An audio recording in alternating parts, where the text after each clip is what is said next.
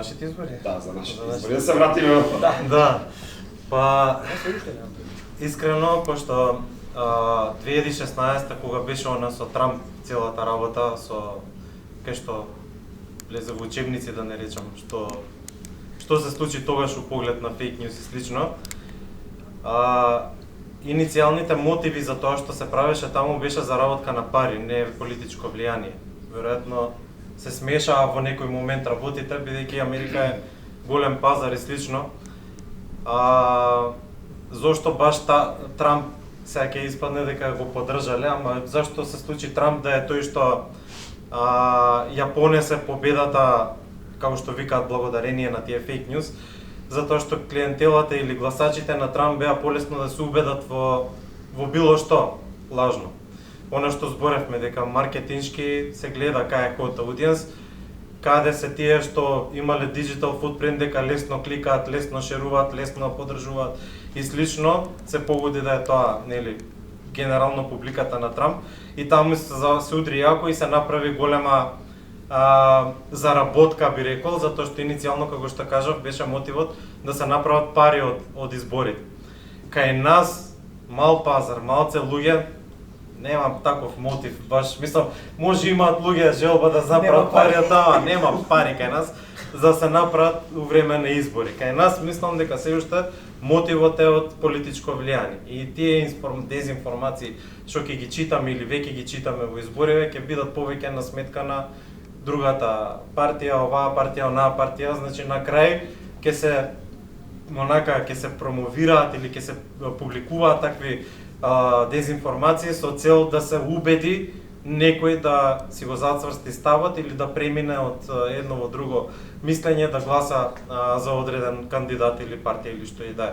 Значи, искрено, мислам дека нема да гледаме премногу фейк ньюс каде што мотивот ќе биде да се заработат пари, туку ќе гледаме повеќе или можеби ќе слушаме повеќе на митинзи или на некакви обраќања дезинформации кои што нема некој да се нафати да ги проверува, нели, факт-чекинг да се прави или нешто, бидејќи збориме за многу краток период. Изборната кампања трае 3 недели.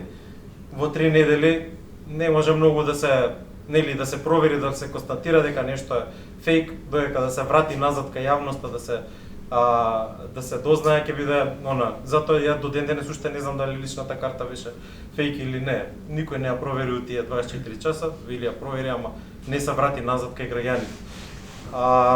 Инаку, работев на проект кој што се викаше Мојот избор уште од 2011 година. Сите избори ги следевме. Идејата беше да програмите што ги вадат партиите ги анализираме во поглед на неколку области. Конкретно јас се анализирав велосообраќај, бидејќи сум член на Точак и ме интересираше кој кандидат, што или која партија ќе каже дека ќе направи нешто за велосипедизмот во урбана средина. И секоја година ги собирам сите програми, ги гледам, правам споредби, правам инфографици кои што ги враќам назад на социјалните мрежи, за да може да било кој граѓанин брзо види кој кандидат во неговата општина или околина што кажал дека ќе направи за велосипедизмот.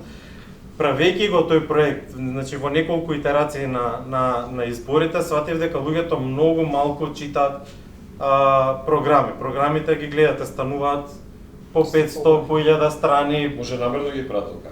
Не знам искрено, но тоа е многу тешко да се исконзумира од било кој граѓанин. Вистиномер вели дека добар дел од работите што се кажуваат на митинзи или по медиуми не се остваруваат, значи ние практично имаме хард копи од дезинформација, ако гледаме вака после X години, ако ги провериме, тоа било све еден куп дезинформации. Мојаветот ми е дека веќе сме сред изборна кампања и јас искрено не гледам премногу такви обиди како што се картичките на Трамп или нешто. Зборевме и кој е целта, кој е таргетот, таму се бабите богатите баби во Америка, кои што им е лесно да фрлат 5000 евра долари за картичка, на кој што ќе добијат 20.000 долари, не знам како беше шемата, ама кај нас го нема тој момент и за среќа можеби од следните или подоцна во изборите ќе се случи нешто, ама за сега не гледам такво масовно да не отрујат од фейк ньюс само за некој збогати или да направи некакво влијание. Уште сум можеби оптимист, не знам.